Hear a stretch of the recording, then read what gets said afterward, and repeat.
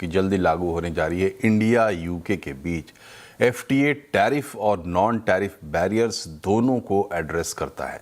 ये कहना है कॉमर्स सेक्रेटरी राजेश अग्रवाल का। उन्होंने कहा 15 जुलाई से लागू होने वाले इंडिया यूके एफटीए में 30 चैप्टर पर सहमति बनी है।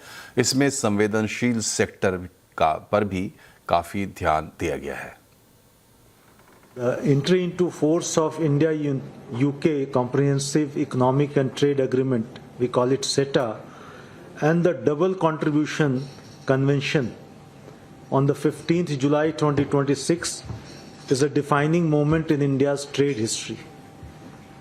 This is one of its first FTA of its kind, which establishes a future-oriented economic architecture between the two major economies of the world. Because of its wide sectoral coverage and deep reduction in both tariff and non-tariff barriers.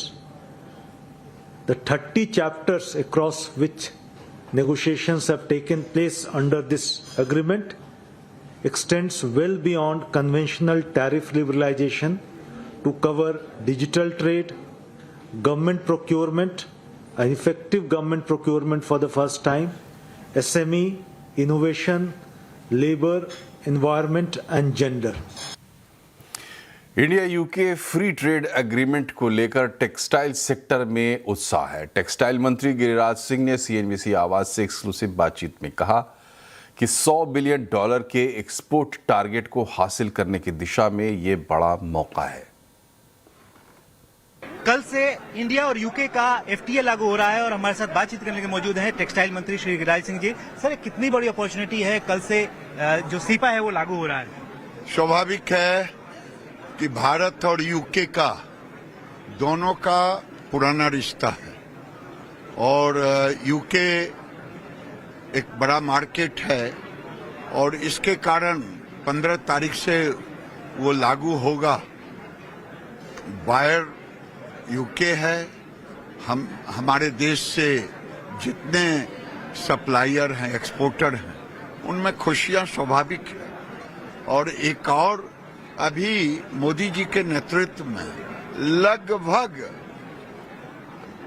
दुनिया के 60% $900 billion का market है, उसमें 60% हम उन देशों तक 56 देशों तक हम पहुंच रहे हैं।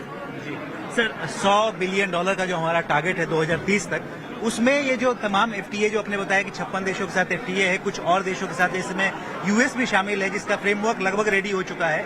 वो अगर आ जाता है, यूके आ ही रहा है, कब तक हम लोग इसको अचीव कर लेंगे? इसी के लिए हमने अभी सारे स्टेक होल्डर के साथ मीटिंग रखा था। सभी लोग उत्साहित हैं। हमने 30-31 दिया है, हम 30-31 तक अचीव करेंगे। स्टेक होल्डर को आपने कुछ अपील की है, कुछ कहा है कि इस कैपेसिटी बिल्डिंग के लिए क्या करना चाहिए? अब हम उनके कंप्लायंसेज को भी पूरा करेंगे और इंडिया ब्रांड को भी हम एक्सप्लोर